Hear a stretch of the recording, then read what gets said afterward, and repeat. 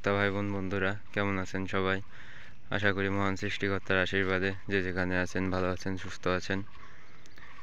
সকলকে জানাই গ্রামীণ উদ্যোক্তা ইউটিউব চ্যানেলের পক্ষ থেকে শুভেচ্ছা অভিনন্দন। তো আজ পেঁপে চাষের আরও একটি গুরুত্বপূর্ণ ভিডিও নিয়ে আপনাদের সামনে উপস্থিত হয়েছি। আজকের বিষয় হচ্ছে প্রতিটা মাথায় আপনারা লক্ষ্য করলে বুঝতে পারবেন 2টা থেকে 3টা করে চারা আছে।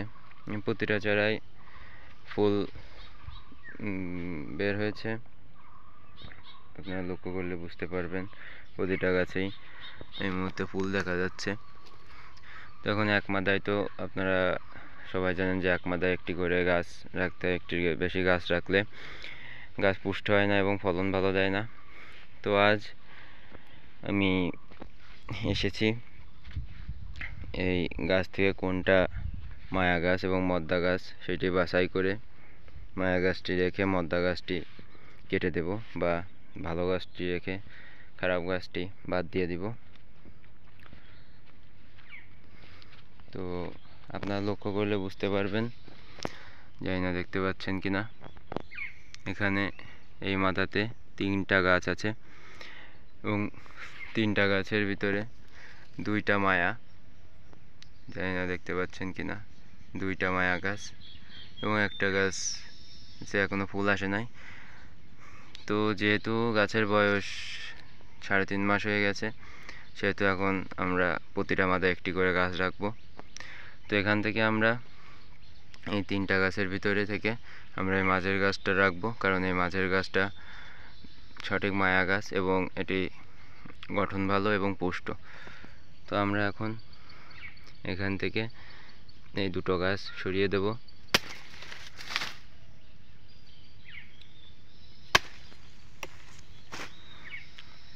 আপনারা দেখলেন যে গাছ দুটো কেটে দেওয়ার ফলে বাইরে হাওয়া বাতাস আলো সব এই গাছটি পাবে এবং গাছটি অতি দ্রুত তার সাথে বড় হয়ে উঠবে এবং ফুল থেকে ফলে পরিণত হবে। তো এইভাবে আমরা আরও একটি গাছ দেখাই আপনাদেরকে, আপনারা লক্ষ্য করলে বুঝতে পারবেন। যেখানেও আপনারা লক্ষ্য করুন, এখানেও 3টা গাছ আছে। এই গাছ 3টার ভিতরে এই মাঝের গাছটা মায়া গাছ এবং এই পাশের 2টো রাঁচি গাছ।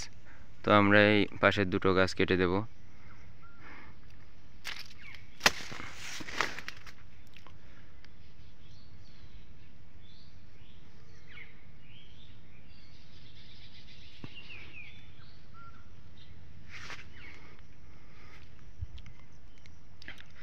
তো এইভাবে আমরা সারা জমি থেকে গাছ বাছাই করে দিব এবং লক্ষ্য রাখবেন বেশিরভাগ মায়া গাছ রাখার এবং কিছু পরিমাণ রাঁচি মায়া গাছ রাখার, তাহলে আপনারা ফলন ভালো পাবেন এবং ফলন ভালো পেলে আপনাদের চাষ থেকে লাভবান হওয়ার সম্ভাবনা বেশি থাকবে।